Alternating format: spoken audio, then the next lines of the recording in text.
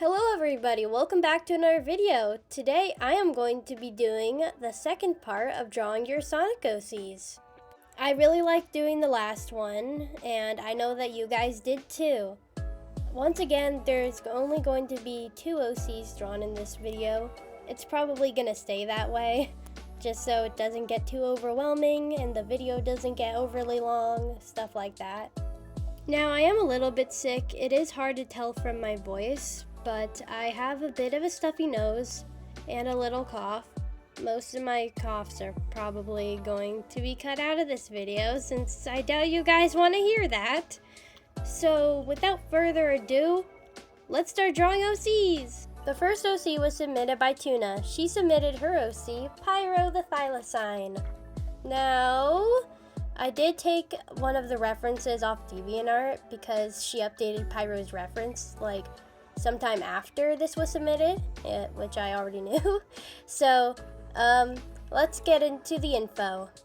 He has fire abilities used differently for his certain moves. He has his special weapons that he can fire up, and they are ninja-like weapons. He also does martial arts very well and is very good with combat and being sneakily quick. For his personality, he is stern, calm and collected, wise, extremely loyal, and he can get pretty ignorant. He has always followed orders, and he still would if it benefits him or if he finds it important. He's also a snitch. He has a big ego, but it comes out very subtle and not too direct. He always tries to keep a cool head and act professional no matter what. His backstory is really long, so I'm gonna try not to mess up over these words. He has always struggled to cope with his powers. He's gotten different treatment from Colin years back. He was born with his powers, but Colin of course wanted to take advantage of that. Colin one day secretly scheduled an operation. Dr. Chemicalian, probably pronouncing that wrong, sorry, an evil scientist, gets paid for starting operations that people request, which is an illegal thing in my universe. So Colin basically commissioned him to do one for Pyro. Chemicalian gets paid and then gets his other workers to perform the operation. How Pyro got there was because Colin gave him a sleep drug. He delivered him to the lab as he was asleep. Pyro then wakes up to Kurt Penland's face, my older sister's OC, and that works for Chemicalian. Pyro is confused and a little terrified, but then Kurt is about to dissect him, but then he burns his hand, and then Kurt goes aggressive and tries to get a needle in him. But as he tries, Pyro scratches Kurt's forehead with his knife as Kurt grips his hands on him. The scratch and burn cause Kurt to scream in pain, and then Pyro escapes from the room. The alarms go off as Pyro enters the hallways. He runs and runs. As he does so, he stumbles across security. He fights off the security guards, then runs and accidentally falls down to the more deeper ground, I've lost my place, of the lab by falling on a button. Down in that room, he finds a bunch of antidotes and many project stuff. He then looks around in there out of curiosity and concern. He eventually finds a file with his name and information, along with injections that allow fire abilities. He realizes that he is a chem project. After being shattered, he finds himself an exit. The exit leads him out in the rain, and he continues to run away. Colin eventually lies to him about what happened, acting like he has no idea. The operation was to explore other possible ways to increase the power abilities and see if there are possible ways to give more. When Colin established this group, a team that is supposed to fight for Colin's achievements by illegal acts that involve the lab and other things, Pyro became loyal to Colin and everything.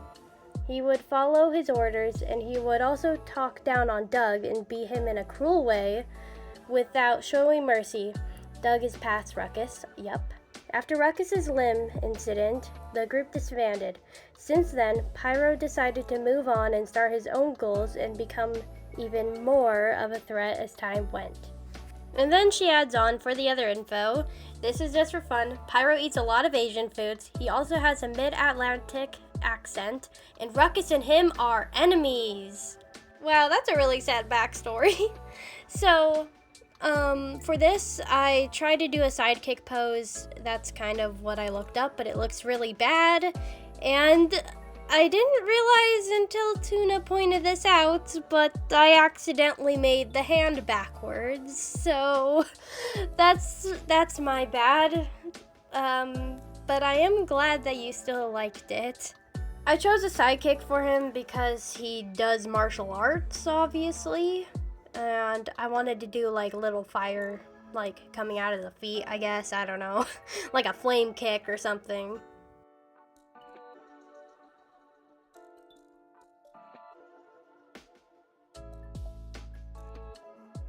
He was super fun to draw. Once again, sorry for the backwards hand. That's a problem sometimes. I know that the thumb is closest to the head. I just tend to look at my own hand without looking at the hand in the mirror or something. I should probably study hands more, but let's do the next one. Okay, the next one was submitted by Charming and Chaotic's crew, and I'll be honest, I was really surprised when I saw this OC in my submission form because I actually watch this YouTuber sometimes, so thank you very much for noticing me. It really means a lot. Okay, so they submitted their OC, Sassy the Bunny. Now let's go over some info. She is a very skilled archer and she rarely misses her mark. She also prides herself in her ability to sing. Like her namesake, she is very sassy. She can be a little closed off if she doesn't know someone well enough, but once a bond is formed, she will love and protect them fiercely.